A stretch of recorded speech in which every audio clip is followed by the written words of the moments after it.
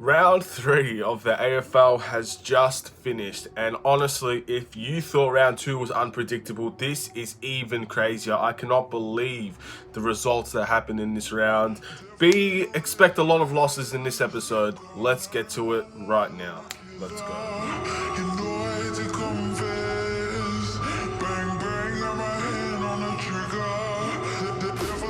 What's up, everybody? It's Aidan Sports Show. Welcome back to another video. This is going to be the AFL Round 3 match results review reaction video where we go and look at every single game that's happened, the score, what I thought of the game, and obviously the win-loss record at the bottom of the screen. So, before we get started, please like and subscribe to the Aidan Sports Show. Turn notifications on, share the video and the playlist. We're only 2 away from 60. I appreciate you guys a lot. I've gotten a lot of support in recent videos and it means a lot to me, and in return I'm going to try and provide as many more good videos as I can. But without further ado, let's get into the most important thing, which is the AFL results for round 3. This round was so unpredictable, so many events, so many twists and turns, so many unexpected results. But at the end of the day, this is what the AFL is, man. It's unpredictable as hell. Teams can win and lose within an instant. We don't know who's going to be the best team in the AFL because most of the time we can make the predictions, we can make an educated guess, but there's always an unexpected event that makes a team either rise up from the ashes or a team that goes straight down to the bottom. And we see it every year, and we could potentially see it again, even with no crowd, even with a shorter period of rounds. It's just unexpected. So let's go to the first game, and this proves my point to a T. Hawthorn versus Richmond. Now, this is the part where I say who I predicted, and I think anybody with a brain would know I predicted Richmond. And of course, that's the first loss of the episode. Hawthorn won from a good score as well, 71-39. Now, obviously, the one thing I didn't really expect is Dustin Martin not to play. So it's not a one-man team, Richmond. I don't believe that, but a lot of people are saying it's a one-man team. It can't be. They just weren't good today. They weren't good last round, but at least you could say defensively they were good. Today they were not good defensively. I mean, 71 points is not a tough score. It's not a high score to obtain for Hawthorn, but 39, they were 21 at halftime. Like, they have so few scoring opportunities, it's almost impossible to say that they even had a chance to win this game. I think they were down from the get-go, and they continue to stay down, and that's tough for a Hawthorn fan. That's a big bonus for you, because especially after last round, I didn't think you were anything special. But beating Richmond's side, even when they're not playing at their best, is still a good feat to accomplish. I think a lot of Hawks fans will be very happy for this game, and very happy with the performance, and that could potentially mean that they could get into a very close deal within the top 8, potentially even further. And Hawthorn maybe will be that team where I didn't expect them to make the 8, but they just might, and maybe they'll do even more. Who knows? At the end of the day, unpredictable, isn't it? So congratulations to Hawthorn. That's a very good win. That's a tremendous win for Hawthorn. And yeah, I'm not going to say I wanted Hawthorn to win, but I picked Richmond, so that's still a loss for me. We'll move on. Another game that I considered a loss, Western Bulldogs versus the GWS Giants. These two have a rivalry, man. These two are really developing a pure hatred for each other. It's always a physical fight when these two end up colliding. And once again, this was no different. Now, I predicted the Giants to win this, but ultimately, that's 2 in a row losses for Giants, because the Western Bulldogs took this game and actually took it pretty well. I think majority of the time they were ahead. They were more dominant. They kicked very good, but only 8 and 9 is just not. It's not the best, but they had so many opportunities that it's considered a good scoreline for them. And for the Giants, look, I don't really know what to say. You'd expect the Giants to have a full momentum coming into this season, especially what happened last year.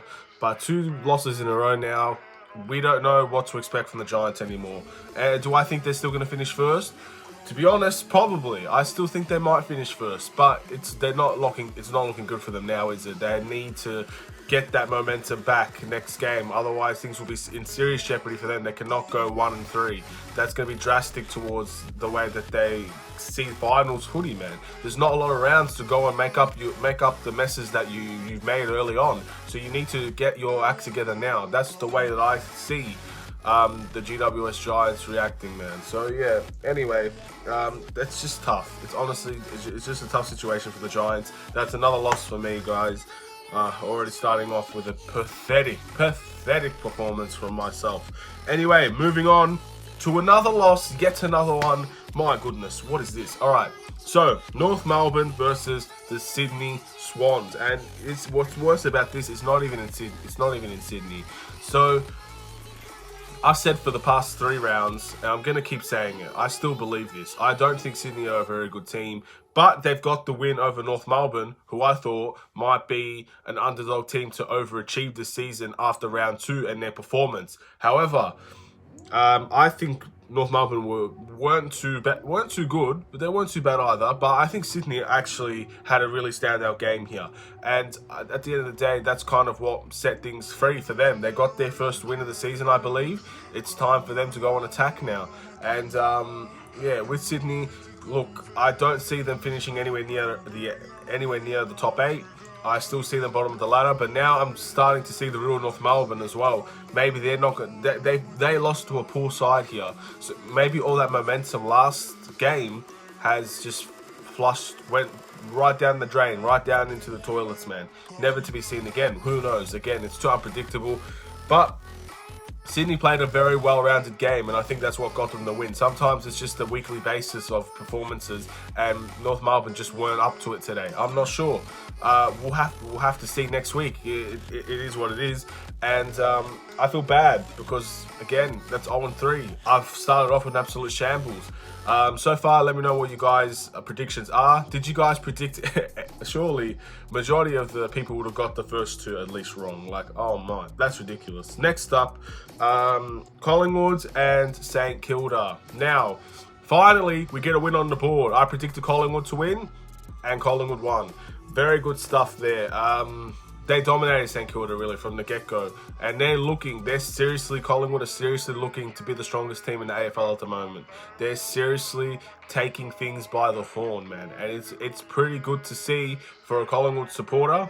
Not necessarily my type of football for Collingwood, but they're dominating, man. They're sending messages out to the league that it's theirs to lose now. They've seriously dominated the 2 games outside of the draw pretty comfortably, and I don't know, maybe Richmond just had a certain fight that day, but Collingwood seems to has the upper hand over any other team in the competition right now. So if you're a Collingwood supporter, and majority of the AFL fans are Collingwood supporters, you've got the lead now.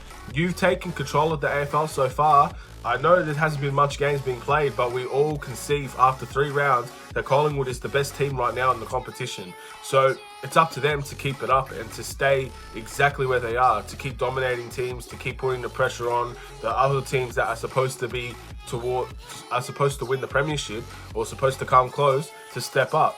And so far, if Collingwood can keep doing what they're doing, I think they're comfortable favourites. So fair play to Collingwood. St Kilda, I'm not going to really go into much about St Kilda. Look, I said they were overhyped, and I'm not even going to confirm or deny if I agree with that or not by this round, because they versed the best team in the competition and they lost. I can't say much about it. It is what it is, man. No one expected St Kilda to win this game, and they didn't. So I'm not going to say that they're overhyped, because we all knew they weren't the quality of Collingwood anyway. So why would I say something like that at this game? Doesn't prove my point. So I'm not going to say anything, but congratulations to Collingwood on the victory, rightfully deserved. Next up, the Brisbane Lions versus West Coast. Obviously, this was at the Gabba. I thought this game would be relatively close, but again, it's another loss for me. Put it in the L section, man. This has been a complete loss of a video. So, Brisbane beat West Coast 74-44. Very, very dominant as well. West Coast, again, coming out the gate slow. I'm not sure if this is something to do with them just not being able to play at their home. I don't know why they're so sluggish. I don't know why they're not performing at all. Someone needs to inform me on why that is, because seriously, this is the second time now. There's no excuse for a loss like this. There was no excuse to a loss to Gold Coast, which, by the way, we'll get into. My goodness, what a team. What a team. Anyway, but there's no excuse for performing badly 2 weeks in a row like that. That's all on the players now. The coaching staff and the players, everybody involved, there's someone to blame for this. And West Coast, I'd be worried, man. Like, how are you going to go to two teams? Brisbane, we're still undecided on, but Gold Coast are not that great of a team, right? They could potentially become a great team, but so far this season, I don't think anyone predicted Gold Coast to win 2 games in a row, but let alone be further up on the ladder than they are. But seriously, guys, let's be honest. Why are West Coast performing so badly? That's all I want to know. If there's a solid reason that I could say that they're not the loser of the round this week, then tell me. But honestly, I can't. It's so frustrating because you know they're a good team. You know that they're one of the best teams in the competition, but they're not acting like it. They're acting like a sook. They're acting like sooks, and they're acting lazy. And I said this about Western Bulldogs, and I'm saying it about West Coast now. They are lazy. Stop being lazy. Try harder, man. Score some goals. You have one of the best forward lines in the competition and you're not scoring. Push your socks up and start fighting through all the adversity that both Perth teams have. And just step up, man. Step up and be that team. It's so frustrating to see when a good team loses poorly as well. It's disgraceful.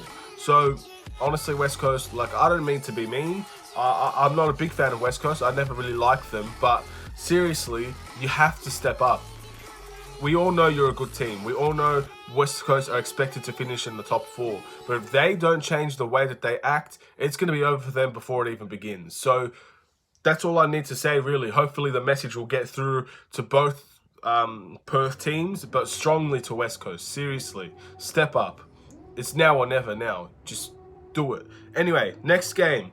Geelong versus Carlton. Now, Navy Blues fans, I predicted you guys would lose this game, and I was very close to being right, but you've got me wrong again, man. That's another L in the L column. Carlton fans, I hope you're happy. You beat the Geelong Cats by 2 points. Now, I watched some of this game, and I know exactly the type of feeling that Carlton fans went through because it happened just last week to Melbourne. That intensity of knowing that you could potentially be on the way of conceding a massive lead. I know the feeling. And to be honest, to say that Carlton played good is an understatement. I thought Carlton played great for the first 3 quarters. And this is the thing with teams smaller teams especially, teams that are not supposed to be anywhere near the 8. This is something that's always going to happen. You have a few good quarters and then you have a few bad quarters. In this case, you had 3 very good quarters at the beginning and 1 terrible quarter in which Geelong used their experience to get as close as they could possibly get without winning the game. So fair play to Carlton for those 3 amazing quarters that you guys had. You didn't put a foot wrong. Honestly, it was one of the better games I've seen just based on those 3 quarters alone. But the 4th quarter was dreadful, and I feel like this is a thing that small teams need to get over. If you can't play 4 quarters, then you'll never have a chance to go into the top 8 or to win a premiership. And I feel like Carlton are well on their way to actually getting over that hump of losing games either close or conceding leads. If they can do that within the next few years, they're a serious threat to the AFL. And maybe that's me overhyping them. It feels like every year they get a little bit overhyped, but it's all about improvement for Carlton, and they've improved. Beating Geelong is not something to say, oh, it's expected. No one expected this. But at the end of the day, especially in Geelong, Carlton went and sent a message that they are a good team, and they might not win every game, but they're going to make it as close as possible. And they've won this game, and I deserve that loss because I didn't have put enough faith in them.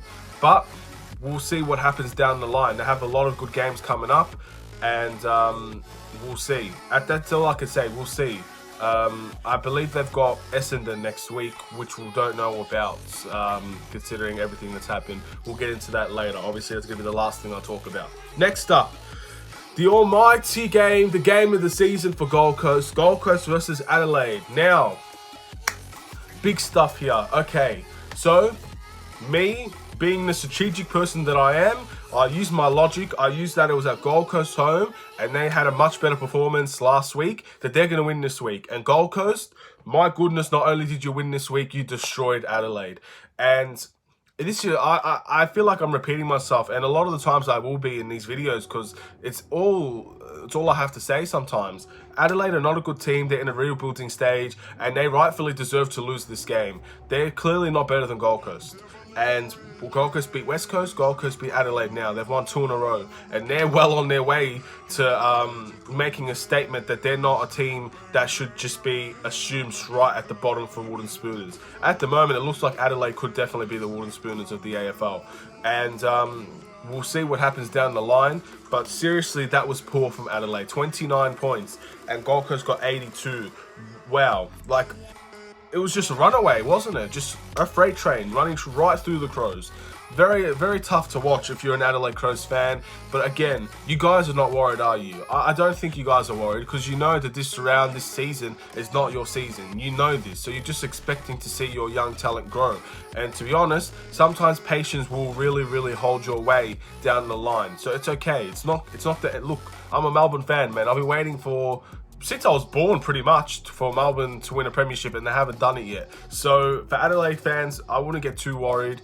Maybe unless you become like the Melbourne of the AFL, then you might have to get worried. You know, it's been a while. But at the end of the day, for Adelaide, it's not going to be a big deal. They will get better within the next few years. So this loss, it's a big loss for them. They're probably embarrassed by the loss, but it's not the end of the world. And Gold Coast, fair play, man. You're developing. You're developing. This is a team that is developing into a winning team. Now, will they finish anywhere near the top 8? I very much doubt that they will.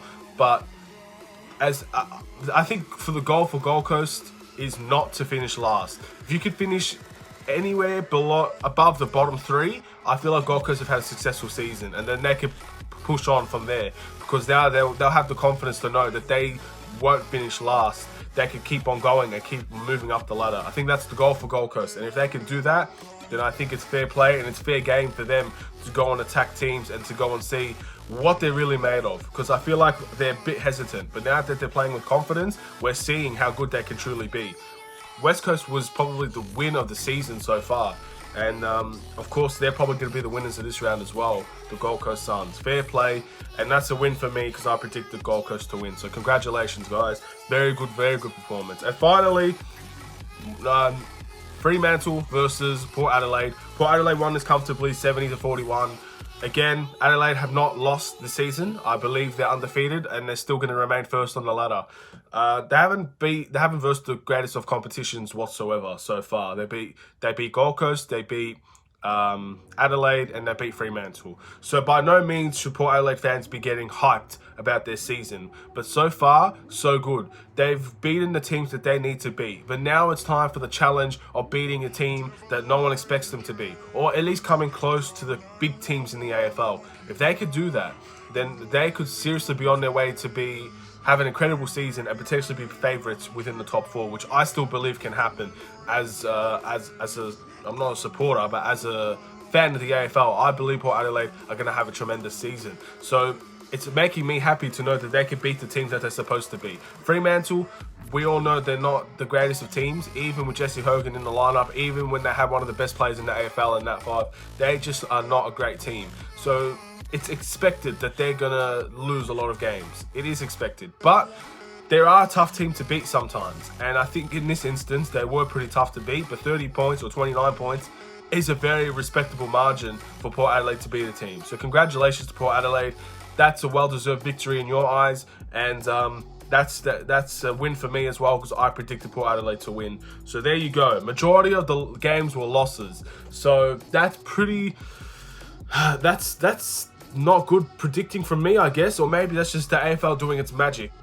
And now it's time to look at the winners and losers of this round. And this is going to be a shock, but obviously the winners again are Gold Coast. 82 points, biggest. I believe that's the biggest scoreline of this round. I don't really remember, but yeah, that's definitely the winner. 2 wins in a row and a very, very big win nonetheless as well. Fantastic stuff. And you expect that from them. And the losers of this round, it has to be Richmond. They were disgusting. They were genuinely bad. Terrible. And I don't mean to be rude or disrespectful, but it's like I don't think even Richmond fans can see this. So if Richmond fans or Richmond players, whoever sees this video, if you truly think that Richmond had a good game, I think those players know that they were bad today, or bad on the day. And I think they need to really have a hard look at themselves and really decide what type of team that they are. Because they're a fantastic team on paper, but if they can't put the goals, if they can't get the goals, then they're not going to get the games, and they seriously need to step up in the goal scoring department. They're fantastic defensively. They're good everywhere else, but offensively is a big struggle for them, and 2 games now we've seen it. So they need to get really good at that. They need to get their goals together. People are saying Lynch is overrated. It's too early to decide that for me, but still, it needs to happen now. No point waiting 4 or 5 rounds to get your goal scoring and rhythm, because it might be too late by then. Get it together now. Every team, that's the message for every team. Get it together now. That's it. That's all I need to say on that in that area, man. One game I did want to talk about is Essendon and Melbourne. Now, obviously, Melbourne is my team, so this round has devastated me to know that I haven't seen my team play this week, and to know we're going to be at a pretty big disadvantage not playing this week and going to Geelong next week. It's going to be very tough to go and get a win when we haven't even had a game this week. Our game was against each other, Melbourne versus Melbourne. That's not going to be good enough in terms of actual practice towards a game. It's not treated like a real game. I know we played at the MCG again. Like, I don't know. It's just tough. It's a real tough watch. Melbourne versus Melbourne is not what I wanted to see, or the pictures I saw on Facebook or anything like that. But it is what it is. And Essendon is the same thing. If Essendon do manage to verse Carlton next week, they're going to be at a big disadvantage as well. And I just don't know, man. I feel like this is very sad for both teams, but it had to be done. This game had to be cancelled, and both teams, whether by design or just unexpectedness, they're going to be put at a disadvantage. But they can't complain about this, because at the end of the day, the safety of them is more important than the game itself. It just is. And I feel sorry for both teams. And maybe next week, if Melbourne do get thrashed and then Essendon get thrashed, or if Essendon don't even play next week, they're at a further disadvantage. So it's just a terrible situation to be in, really, and it's jeopardized the AFL as a whole. The whole season is going to have to change itself up now. We're going to have to play a weekday or a midweek performance just to finish the season. So either way, both teams are already at a disadvantage, and it sucks. But it's the right thing to do. And again, the safety of the players, the safety of everybody in Australia is first. And if someone catches this, then things need to be done in order to prevent it from happening to everybody else. And I think AFL have caught this early, and they're doing the right necessary things to actually continue it. Now, I think the Carlton game might be in jeopardy next week. But if it isn't, then we'll have to see in my predictions video who I think will go for. But most likely, I believe that game is probably not going to happen, which sucks, because that's a big rivalry game as well. I'm not sure if they're versing Carlton. I just feel like they are. I can actually check that now. If they're versing, yeah, they are versing Carlton. So yeah, it's just a difficult situation, honestly. And I don't know what else to say. I feel like I'm repeating myself, but you know what? If I am, I am. It's just I have to get my statement across. This round has been very good. Again, just like the last round, it's been unexpected, surprising, some very good games, and also some unexpected results. And this is probably the biggest unexpected result to happen. A game got cancelled. And maybe deep down, I think we all knew that there could potentially be 1 or 2 games that would get cancelled. But to happen this soon after returning, it's a big shock. And as a Melbourne supporter, it sucks, but it's the right thing to do to cancel, even if we're at a disadvantage. Hell, if we lose we don't make the 8-by-1 game, we can all blame this situation for the reason why we didn't. But at the end of the day, I'd rather not make the 8 to know that all those players are going to be safe. It's just as simple as that. And I hope people can agree with that. Some people are asking for a forfeit.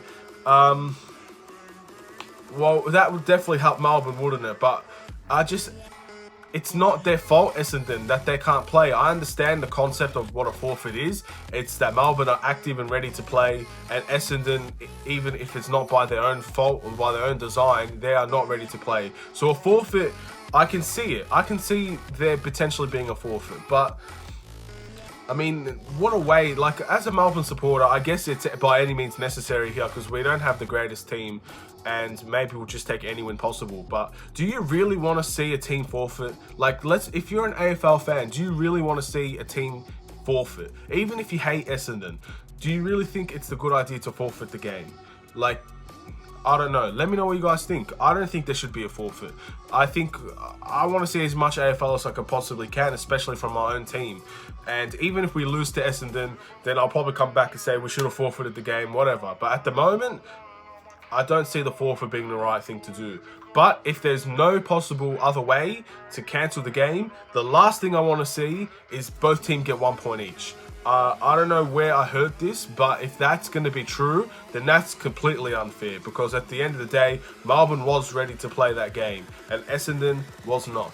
So if by any means they have to cancel this game completely and we will never see it this year, then I think Melbourne should definitely get the 4 points. But I'd rather see the game, to be honest. Let's see when it can happen. Let's see if Essendon can become healthy enough.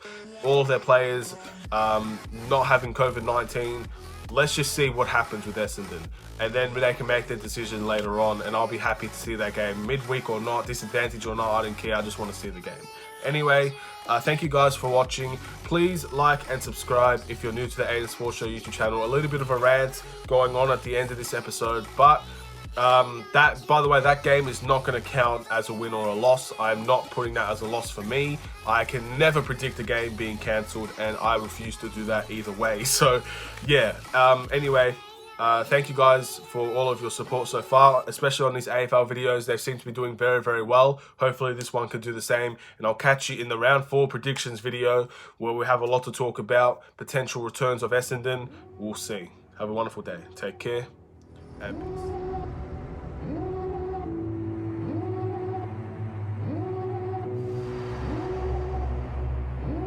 Devil